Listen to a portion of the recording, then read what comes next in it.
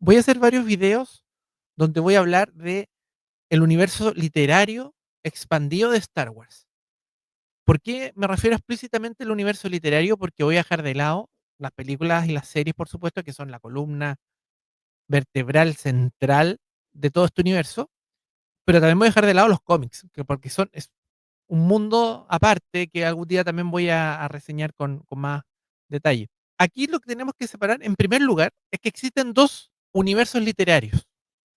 El primero involucra desde el momento en que se estrena el episodio 4, que es Star Wars, la Guerra de las Galaxias del año 77, hasta el 2014, que Disney compra Lucasfilms y Star Wars. Eso era todo un universo expandido, así se le llamaba. Cuando compra Disney a Star Wars, dice que todo lo que hay para atrás queda obsoleto, ya no es canon. Y todo lo que hay desde el año 2014 en adelante es canon. Entonces, en ese momento, todo lo que está para atrás del 2014 empieza a llamar leyendas. O sea, si queréis lo leí, a lo mejor son como mitos nomás y que no corresponde a la realidad que pasó. En cambio, todo lo que pasa en 2014 en adelante es canon y todo es canon. Vale decir, todo tiene la misma importancia. Series de televisión, películas, libros, novelas, libros para niños, videojuegos, cómics, etcétera. Todo tiene la misma importancia dentro del canon. Eso es como la base, que ya lo he comentado otras veces, de la narrativa transmedia. Vale decir que son varios medios diferentes en que se cuenta una misma historia y se complementa. Pero para atrás había un grave problema. ¿Y por qué finalmente se decidió borrar todo lo anterior? Siendo lo más importante las películas, en ese momento no había nada, empezaron a producir libros, cómics, etcétera, pero se empezaron a contradecir. No había un control muy férreo de lo que se estaba publicando, por lo tanto, habían contradicciones.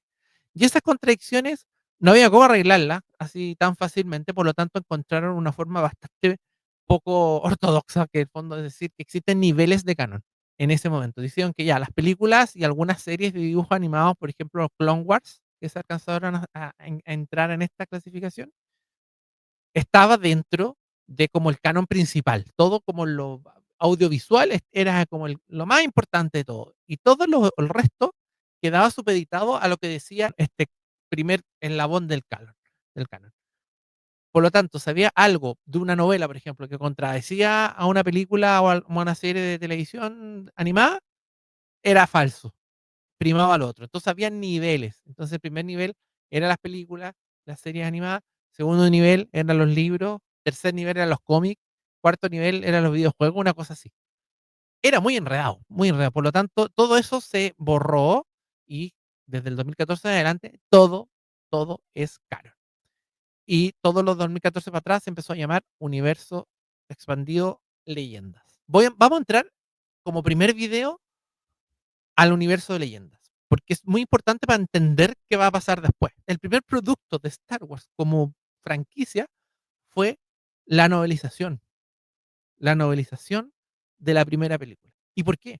Porque había la costumbre en ese tiempo de publicar algunos meses antes la novelización de una película que se iba a estrenar después para que la gente leyera primero la novela y después quisiera ir a ver la novela que leyó como película. Eso se perdió ahora, pero existía en esa época mucho. Firmado por George Lucas, pero George Lucas nunca escribió esto, sino que utilizó un escritor fantasma. Y ese escritor fantasma, con muchos años después, se supo quién era y era Alan Dean Foster. Que Alan Dean Foster hizo un contrato. Todos estos escritores fantasmas tienen un contrato en que se olvidan, no existen como nada que ver con esta obra y chao, se desaparecen por una plata. Pero tenía aparte una cláusula que era bien interesante, que era que George Lucas estaba convencido que no había mucho futuro con su película y que probablemente iba a ser un fracaso. Y eso significa que a pesar de que él quería seguir produciendo películas, a lo mejor se le iba a ir muy cuesta arriba, por lo tanto, se le ocurrió de que Alan Den Foster fuera su escritor fantasma, pero él tenía derecho a escribir una secuela como novela con algunos elementos que permitiera tomarlos y filmarlos como una película de bajo presupuesto, o sea, más bajo que la Guerra de las Galaxias, que ya era de bajo presupuesto. Entonces, ¿Qué implicaba eso? Que tenía que tener algunos personajes presentes y otros ausentes. Por ejemplo, Han Solo no podía estar presente en esta novela porque no se sabe si presente o no Harrison Ford en esa eventual película. Pero sí tenía que estar Luke Skywalker, la princesa Leia, los androides y Darth Vader. Eso es como la base que tenía que estar en un ambiente de muy pocos paisajes y muy pocas naves, muy pocas batallas.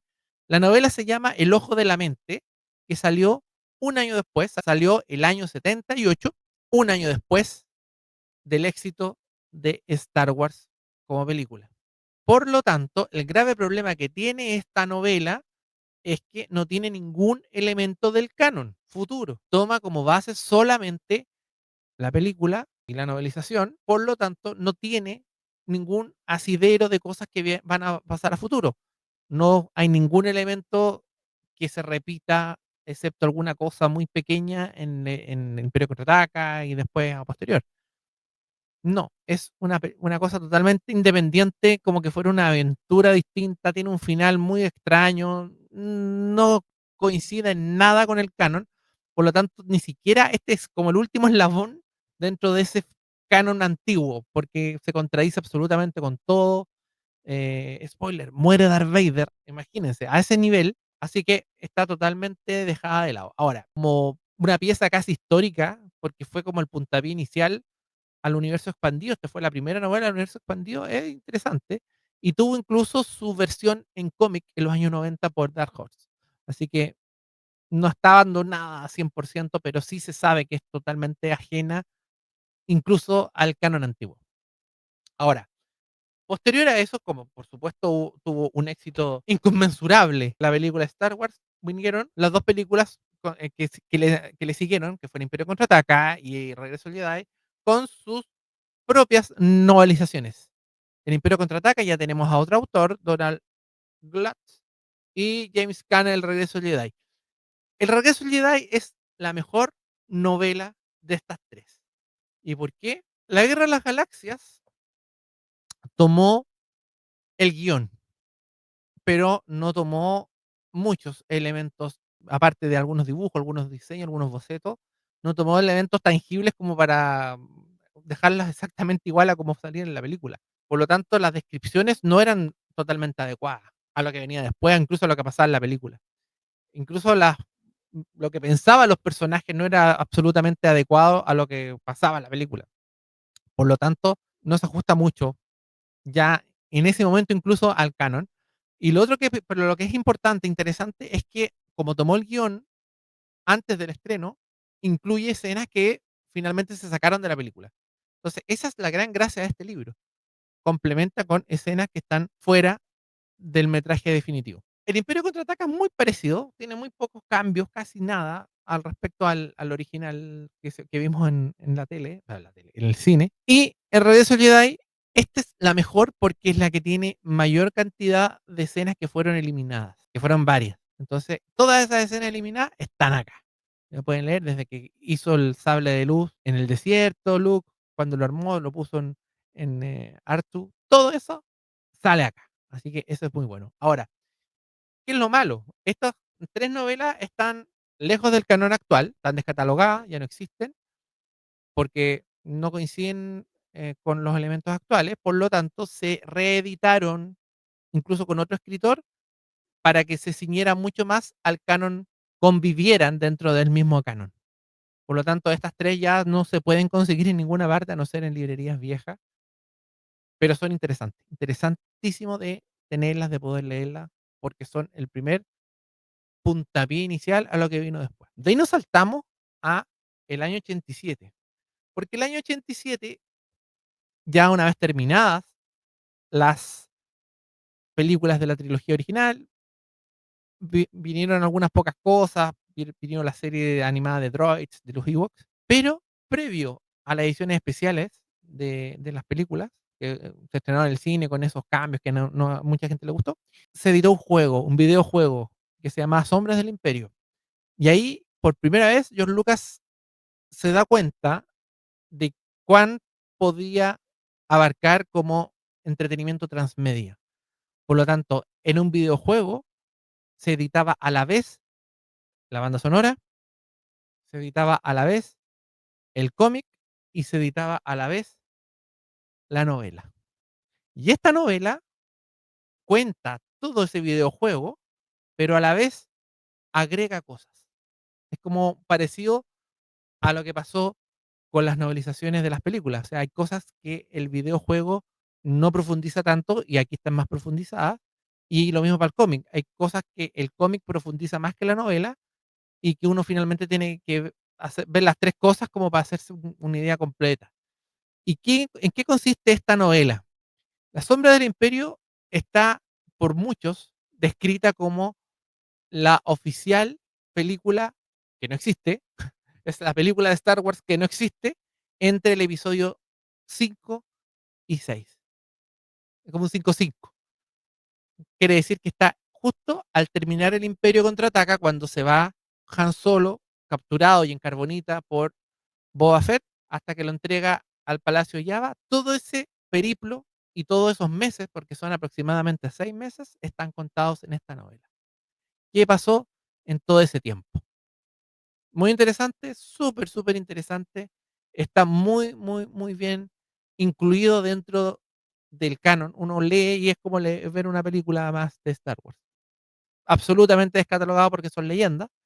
Esto se puede conseguir en algunas formas por ahí que si me preguntan después yo les puedo dar el dato. Pero aquí está Star Wars, Las Sombras del Imperio. Las Sombras del Imperio tuvo un éxito descomunal, como juego, como banda sonora, como cómic y como novela. Por lo tanto, eso fue la antesala a la edición especial que se estrenó en el cine, que también fue un éxito terrible, y eso le abrió el apetito a George Lucas de que Star Wars podía continuar, tenía que seguir vivo, y de esta manera quizás tomar el impulso para poder seguir haciendo su trilogía de precuelas más adelante.